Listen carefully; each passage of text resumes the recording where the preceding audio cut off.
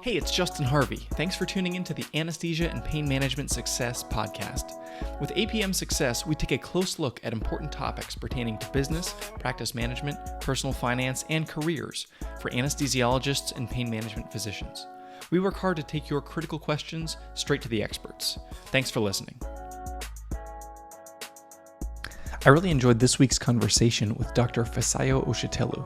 He's the CEO and co-founder of Gentem, which is a company that takes a tech-forward approach to giving private practice physicians visibility to reimbursement and billing challenges that they may have.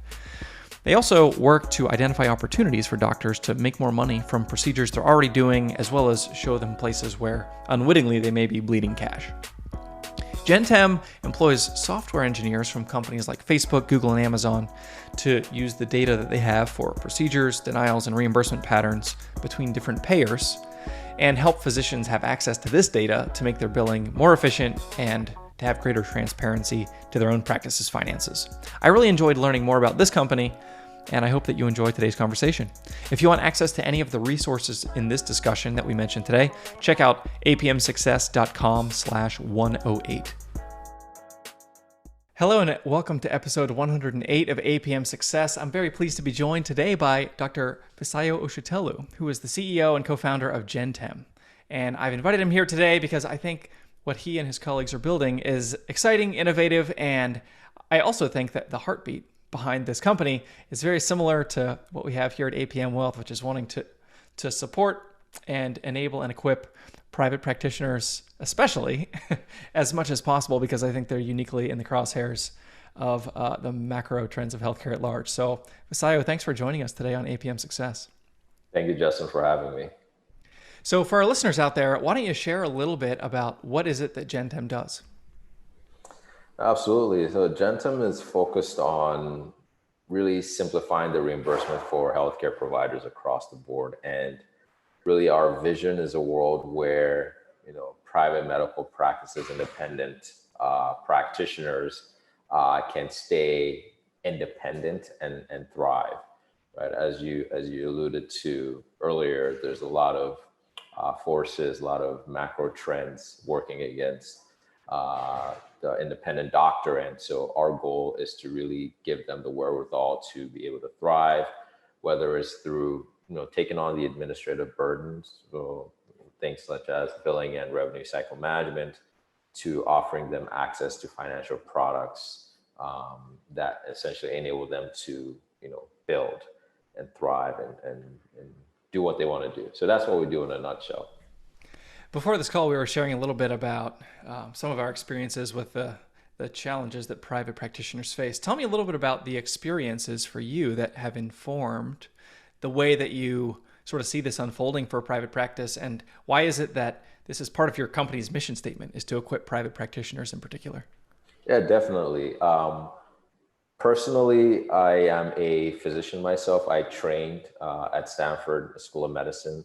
That's where I got my MD. I decided not to practice medicine in large part because of a lot of the administrative issues and the burdens that a lot of your audience is probably very, very familiar with. So I went a slightly different route. I decided to get an MBA, more so because really seeing some of the issues out there and really wanting to have a bigger impact in the space in my community. So that's really the impetus for not practicing medicine. But that exposure gave me the knowledge, if you will, and the credibility to really tackle this space, right? Oftentimes you have folks, trying to help physicians, trying to help doctors, but not really having a good or nuanced understanding of the types of problems, right? And so based on that, I'd worked a little bit in the startup world at a fintech company called NerdWallet. Some of you might be familiar with the company. Especially, I'm sure there's a lot of good financial advice there. Yep, I am familiar with NerdWallet. Yep. Yeah, so I was an early employee at NerdWallet. That's where I got my professional career started a few years ago now. Wow, it's probably been 8 years ago since when I started there first. After that, I worked in private equity where I ran revenue cycle management businesses, and we work with large healthcare systems. So think some of the biggest healthcare systems in the country, and that gave me really the macro view of really the issues that doctors are facing. I mean, it's, as you can imagine, it's a real, real, a lot of complexity, right? There's just a lot of stuff happening. There are a lot of things that you need to do to get reimbursement into the hands of doctors who are working so hard. Lots of documentation, having to go through denials, having to go through the technology. There's just a lot of things and complexity in between, providing value and getting paid, right? And so that's really the background, and being able to bridge my experience, albeit short, as a doctor, an MD, and then bridging that with my experience in fintech and in traditional revenue cycle management. And then really asking the hard questions like why is it so bad? Why is it so hard to get paid? Why is there so much friction in this process? There's got to be a better way, right? Why are our doctors, and a lot of my colleagues are still practicing, why are they getting burnt out? Why are they getting stressed out? Why are they making a lot of money, but or some of them earning a lot, but still cannot, it's still hard for them to, thrive in many ways, right? So I'm curious, with that time with the PE firm, were there any right. experiences as you think back that kind of stick in your brain that either sort of epitomized those years or epitomized perhaps the challenges faced by some of your current clients, the private practice doctors? Yeah, absolutely. So there are a number of things. I think the whole premise, we ran a number of businesses, one of which was focused on underpayment recovery. So there's a whole industry focused on literally cross-checking and making sure the payers are paying what they're contractually obligated to pay, right? And this is a massive industry.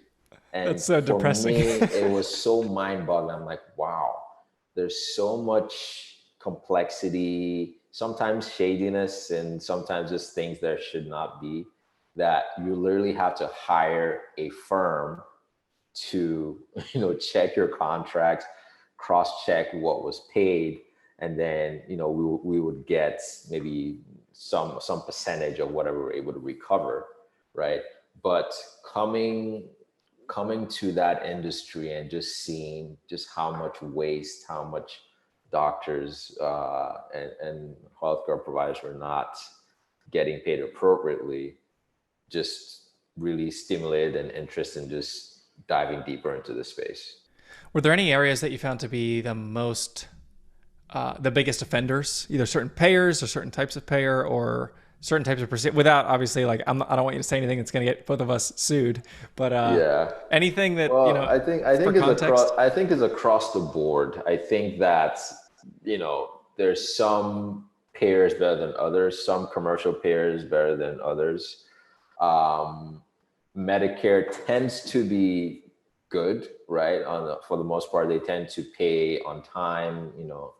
Sometimes there are reviews, but they tend to be good. Medicaid tends to be some of the tougher ones, right? Whereby there are challenges with payments sometimes, payment timeliness, denials, even the amount of payment. So Medicaid tends to be a little bit more challenging, but it's really across the board. There are different types of challenges, as you can imagine. So, into that environment, you decided to launch this company with your co-founder, who was a Facebook software engineer. Tell us about how you defined the problem that you were trying to solve, that you thought the solution didn't currently exist in the marketplace or wasn't being found by practitioners. Right. I think the fundamental thing, the first thing is that as doctors, we're not taught finance. We're not really taught enough of the business side of the house. So I would say going into this world, there's a lot of things that were new to me coming out of medical school, medical training, right? The fundamental question I kept on asking myself, though, was why is it that doctors have to wait weeks, sometimes months, to get paid? Like, why? Why can't I, as a doctor or healthcare provider, when I deliver a service, pay me there and then or shortly afterwards? Why is there this why is there this whole process around it that could take months, right? And so the original hypothesis is that what if we build a system, an infrastructure whereby whenever you send in a claim, right, we can process that claim and pay you upfront. Right? We can pay you almost immediately whenever you process that claim, right? What are the barriers there? Why can't this be the case? It will make life a lot easier for doctors. They'll be able to get better cash flow. They'll be able to plan more efficiently. They'll be able to invest in whatever projects they want to do, expanding their practice and things like that. So it was a fundamental question of why can't doctors get paid as soon as they deliver value to the patient, right? And so that got me and my co-founder, who, as you said, was an engineer at Facebook. But even before then, he'd worked in healthcare. He'd worked at Aetna, at Accenture Consulting, and so he had a pretty decent understanding of the healthcare industry. And so we just asked ourselves, why can't we bridge, just the core revenue cycle management, which is essentially all the steps that go into, getting paid for delivering a service, whether it's eligibility and benefits verification, to coding, to claim scrubbing and submission, AR, all that stuff. Why can't we bridge this core thing that it seems that everyone does now, billing and RCM, with this very powerful concept in fintech, whereby you can actually, it's called factoring or purchasing receivables, whereby you can, combine those two to provide a lot of value for the doctors. I think what makes us unique is the way in which we use the data, right? Our backgrounds are in tech. We're based in Silicon Valley, and I'd worked in pretty solid fintech companies like NerdWallet, and of course my co-founder is coming from Facebook. And so the way they view data is very different, much more sophisticated. And so being able to look at the data that's coming through the claims and the RCM, and being able to predict what reimbursements are, what are the risks to reimbursements, denials, a lot of just using those data assets to really come up with a great process and ultimately accelerate revenue, cash for these providers. So one of the first things I sort of got on what I'll call the anesthesia and pain management conference circuit, maybe 3 years ago now, 3.5. And one of the things I remember thinking is, how are there first of all, what is revenue cycle management? This is the new Justin thinking this. And why are there like 74 different booths at this conference that all do revenue cycle management? So right. It's not, there's a lot of competition, I guess, in this space for people who are doing, I'll put it in air quotes, just RCM. So talk a little bit about the challenge or the problem with those other 73 companies, or the way that this has been handled in the past. And what is your twist or your take, or the way that you're augmenting through improving the way that you're interpreting this data? How are you distinguishing yourself from this very crowded field? Yeah, you're absolutely right. It's absolutely crowded, and but the devil is in the details, as they say. So what you see is there's quite a bit of folks doing billing, and some do it to better or worse degrees. The way we like to view it is that fundamentally, we have more skin in the game. And what does that mean? Because we're deploying capital, because we're paying upfront when we process these claims, right? We have a way different risk profile than somebody who's just submitting claims and taking a percentage and just not doing the hard stuff. And the incentives may not be as aligned. You go into situations where it's mainly folks submitting easy claims, not really stressing about the hard stuff, all the denials, and being diligent about working the AR.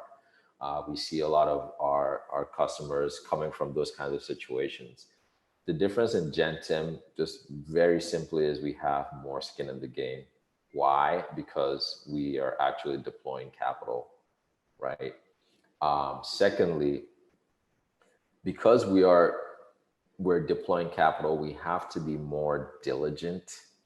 We have to really figure out a way to use a technical term, underwrite more effectively, right? So we're looking at the data, we're understanding the payer trends, looking at payer behavior. We're seeing that Humana has a certain type of denial rate for certain kinds of claims. We're up to date with the policies. We're using data to really inform a lot of our work internally, right? How we sort of prioritizing certain things. We're certainly using automation as best as we can to just make things more efficient on the just in-house for us. So it's a combination of the more skin in the game and just the data-driven approach that we're using to not only make ourselves more efficient, but also discover avenues to increase reimbursement and optimize process. I am such a huge believer in understanding alignment of incentive, and I love to explore this and all its different permutations and all the places that we can possibly find it. One of which is, how does your financial advisor get paid, and what do they get incentivized to do more or less of? Right. How does a physician who's looking at an employment, what is your employer paying you to do more of or to do less of? Or what are they indifferent about whether or not, if you're on salary, that means something very different than if you have RVU targets. And I think I love this idea of understanding the incentive of your billing company or your revenue cycle manager, or however you want to describe them. And is the incentive, what are we incentivizing them to do? The classic example of, if they make 5% of collections, then they're going to take the lowest hanging fruit, or at least this is the challenge, the problem. They take the lowest hanging fruit, they take, their 5% of the stuff they can get most easily, and then let the rest of it go, because at some point they hit diminishing returns with their staff's time. Right. I think what you're describing, which is and maybe just describe the transaction so I'm properly understanding, but it's like an upfront payment essentially.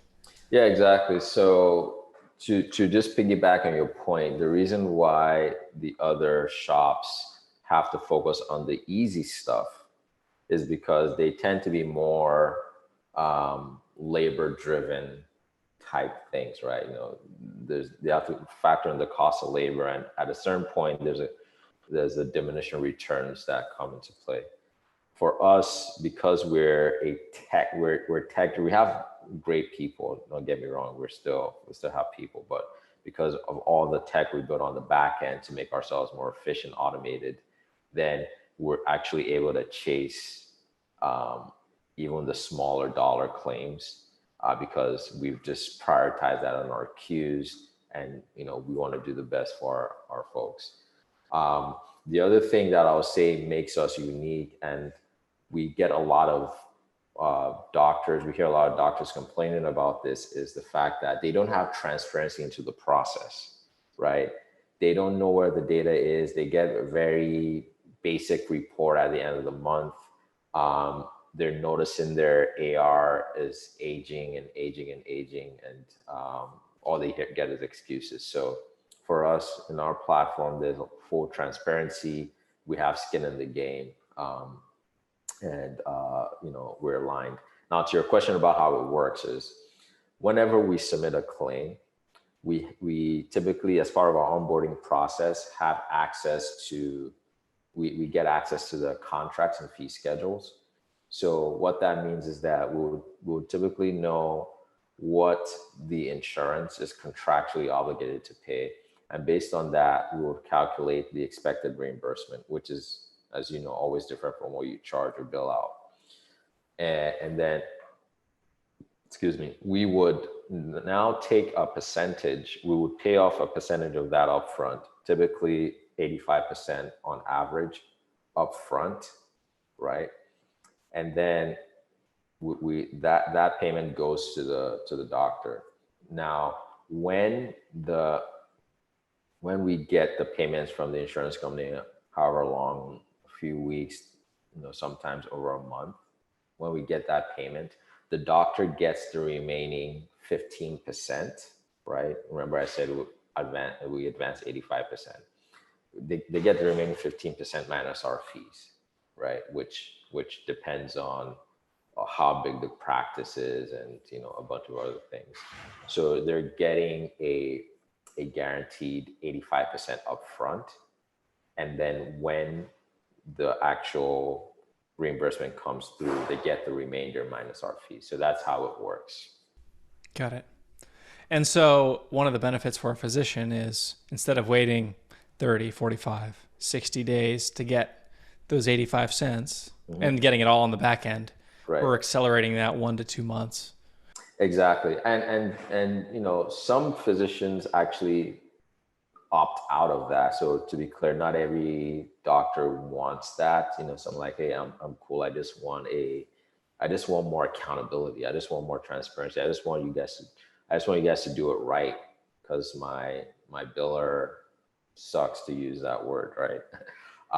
And so, but because we're built ourselves and our tech with that mindset of we have to get it right because we have skin in the game, they end up benefiting from just everything, right? It's just like, well, we have transparency, we have accountability, and we're tracking everything. So some folks choose to use the advances and some choose not to, and either way works with us. So the billing service that you use is a very, we'll call it an intimate relationship with a practice, because it's how you get paid, and it's very painful to replace. And so there's a lot of inertia there, and it's got to be like really, really bad, or you got to feel like this is costing me a lot of money in order to make that change. So talk a little bit about, how do you deal with that inertia for the physicians with whom you work, or how do you try to ease that process? Yeah, so that's a great question. And, I can tell that you definitely are plugged into this world, because that's something that we do come across. And, I really think it really depends on the level of frustration. I think for us, typically the folks that are more willing to join us tend to be the ones that are just really not getting the level of revenue or impact or satisfaction that they want from their current billers. That's not to say that we don't work. We work with folks that even have in-house teams. Sometimes we just amplify those teams. So for instance, there's scenarios where there's a bunch of old AR, things just aging, and because the team may not have the right expertise or the bandwidth, we typically can go there and just help and get them paid. It's essentially money that's just sitting there. So sometimes folks view us as an extension of their team in that regard. We do projects like that where you have all this AR aging and it's not getting worked clearly, right? And so you bring us on board and we'll help you do that. And one last thing is we also have technologies where we don't even have to do the service. You can use our platform to do your billing because it's just more robust. You can use us. We have something called real-time eligibility, which essentially enables you to figure out, in addition to figuring out if a patient is covered for a procedure, you can actually also estimate what their out-of-pocket cost would be based on their benefits, right? And so what that does is that it helps you accelerate cash flow. We know that patient payments, high deductible health plans is becoming more and more of a thing, especially when you think about out of network as well. So all those things are becoming a bigger deal. So we have software solutions to really help our providers. At what point is a physician seeing that information? Is it when, the patient checks in at the front desk to show up for a procedure?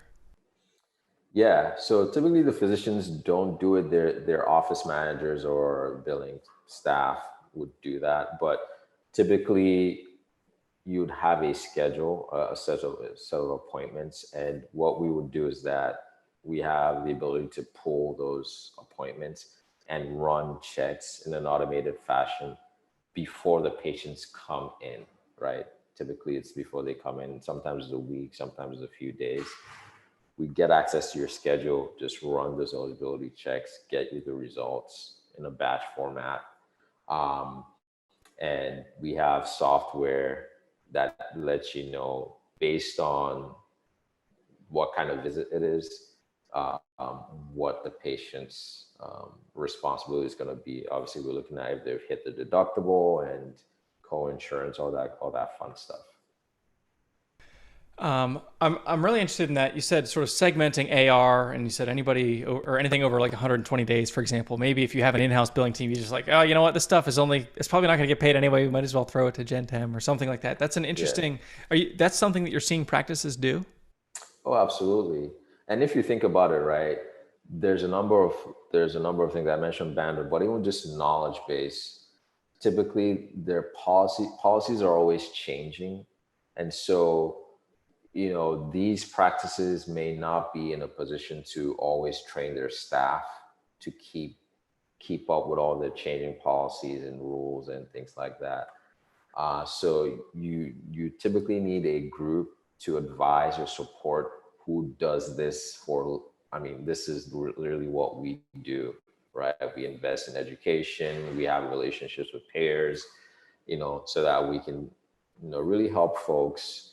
You can focus on what you want. If you want to keep your in-house staff, that's fine. We can just augment you and get you paid. So that's how we do it.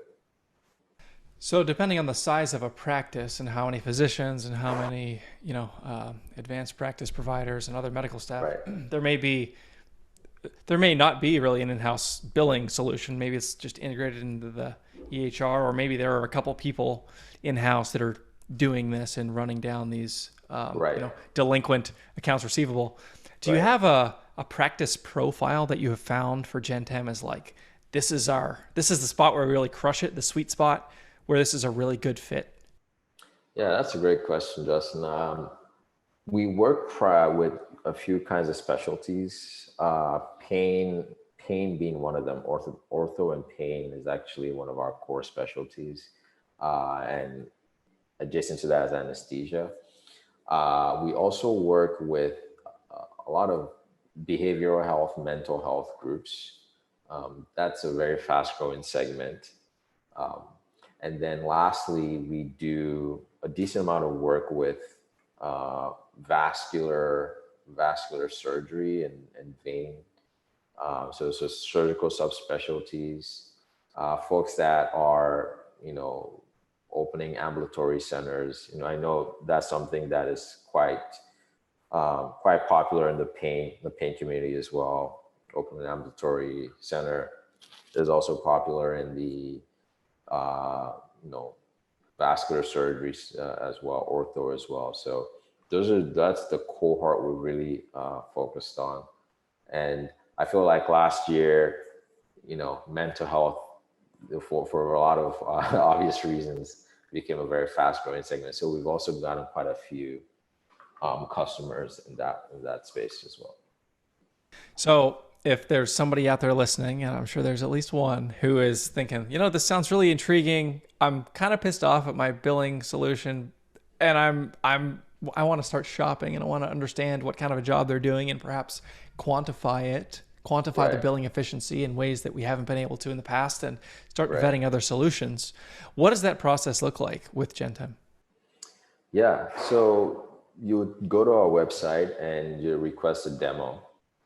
And what that triggers is you'd get a billing specialist reach out to you, essentially triage and understand sort of what your issues are, and then determine whether or not we can help.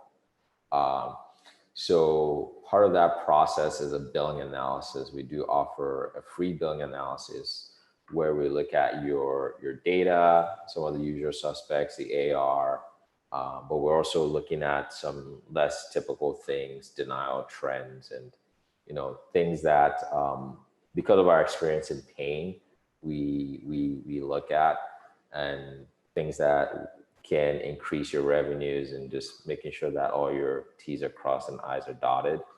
And then we provide you a billing analysis where we go through those things, right? And then there's typically a conversation about whether or not it makes sense, if the savings or the revenue uplift would justify sort of switching to a new partner and things like that.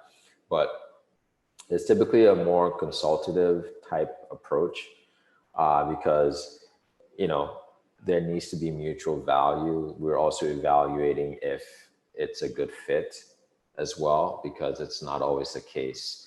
So so that's really our approach. We like to provide value. At the minimum, we get a billing analysis. And even on our website, we have a lost revenue calculator. Go to gentem.com, and I think you can find it on one of the tabs, lost revenue calculator, where it's just a tool where you can put in some numbers and see how much money. And then we're also benchmarking with, other practices. So you see where you stand.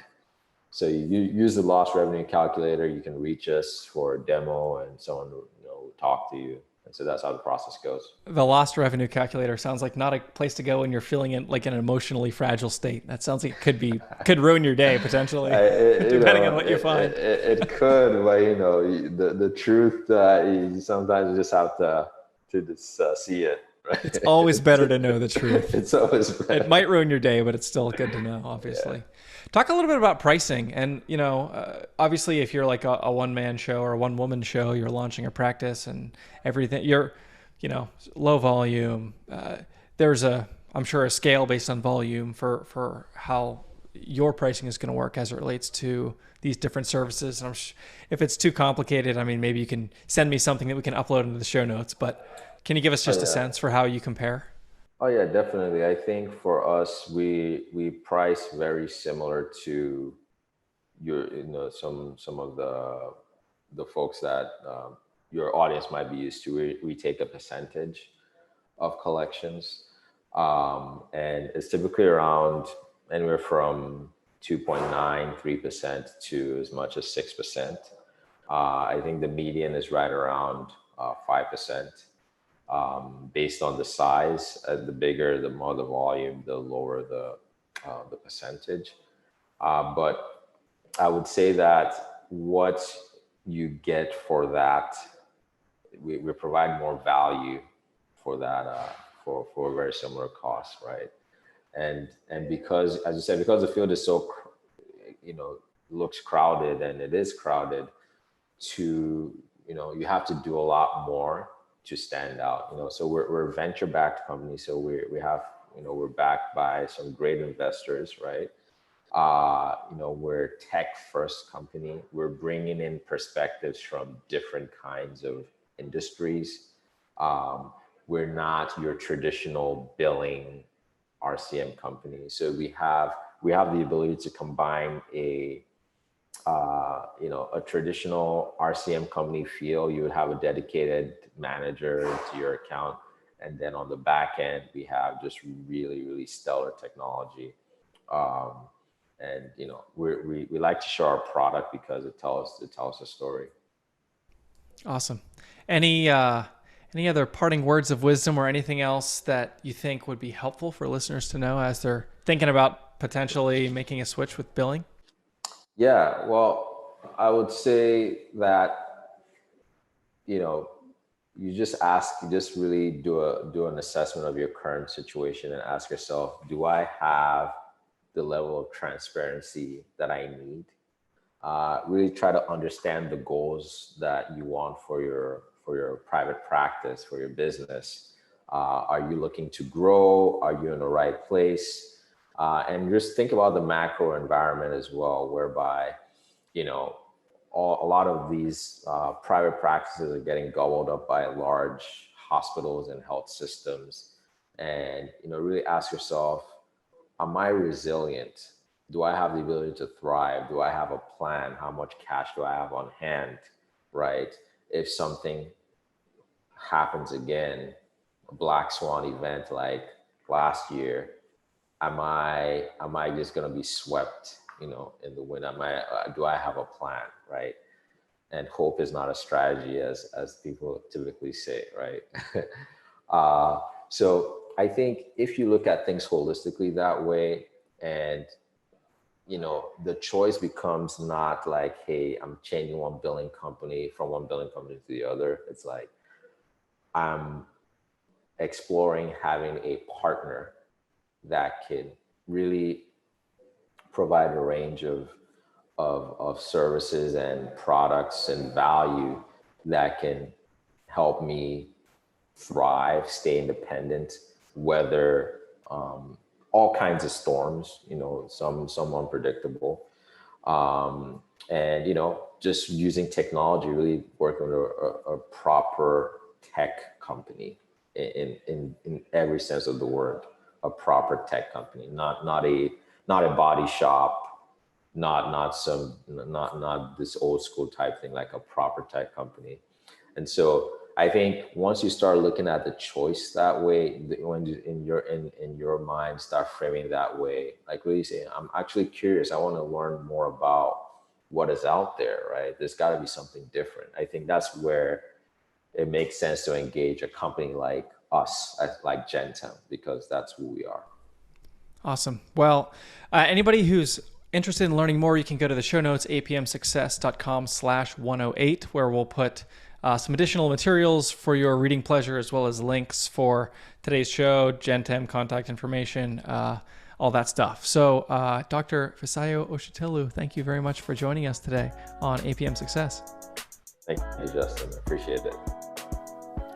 If you liked what you heard this week, head on over to apmsuccess.com, where you can find more content and free resources to help you build a successful career in anesthesia and pain management. If you wanted to leave a review in iTunes, I'd also really appreciate it. Thanks for using some of your valuable time to join me today on APM Success.